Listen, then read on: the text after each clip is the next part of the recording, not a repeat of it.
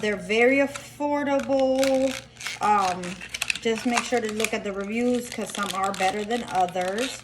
Like these I don't actually love, and I did buy them off Amazon, but I have bought off Amazon before, and they haven't been a problem. Like, see, this just broke right here.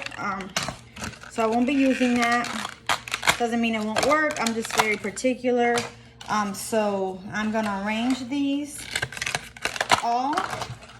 I am going to wipe them down with some isopropyl, and then I am going to get the rest of my supplies ready to make some wax melts.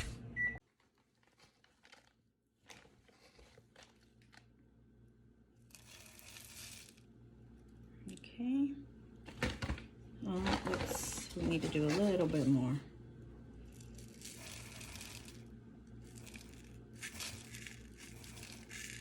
Wax melts, guys. We're making wax melts.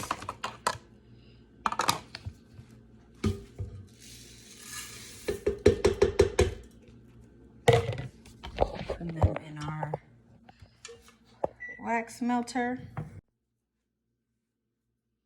Okay, and this is my pear and honey, which is a really lovely, lovely, lovely fresh scent. And you don't need much. These are wax melts. Some people do add more in their wax melts, but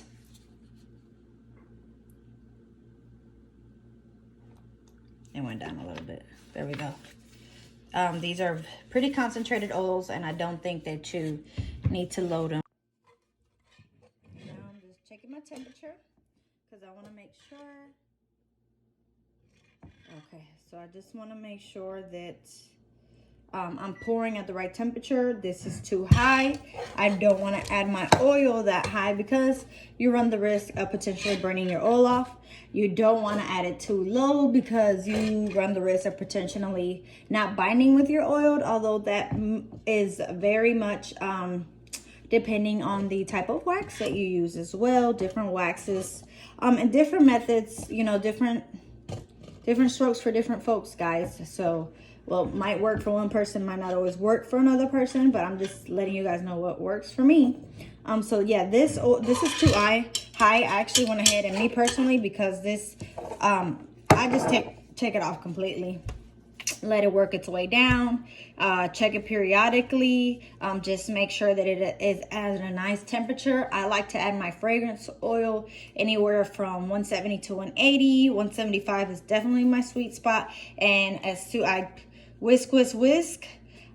People say like stir 2 minutes with my wax and the higher temperature. I don't necessarily feel that I have to do that for 2 minutes, but I do like to pour at 170. So once I whisk until it reaches that 170, and once it does, I go ahead and pour in my clamshells. That's another thing. You want to make sure with your clamshells that they can withstand that heat, because if you're using soy wax, and you're adding your oils at, well, 140, 130, I mean, very low temperatures, you won't have a problem. But if you have a blend or maybe paraffin, you know, you don't want to get your clamshells all wonky, so you don't want that temperature to be high. Or at the very least, you want to make sure that you're using like some good clamshells. You know, they're pretty affordable, so you know, you can get some good ones for a good price. So we're working our way down. We're under 200, but we are past one. Perfect temperature that I wanted. So let's go ahead and add our oil. Ooh. And we are going to stir this up. I know that sound is so annoying. Somebody likes it. I don't. And we are going to stir, and I can already tell it's binding.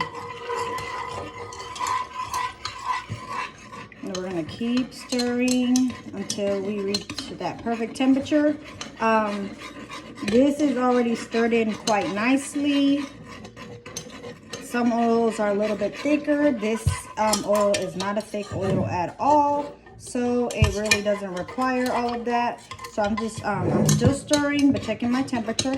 because once it reaches the perfect temperature for me to pour at, I am going to go ahead and pour it in the clamshells, and then I will have beautiful, beautiful wax melts.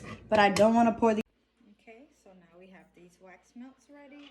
We wipe them off, make sure they look nice.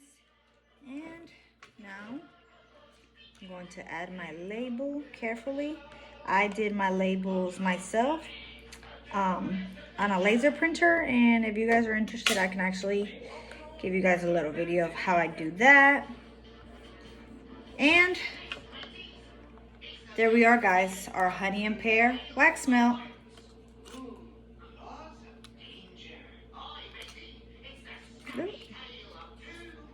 Those are our wax melts. Look at how beautiful that is. And those will pop right off.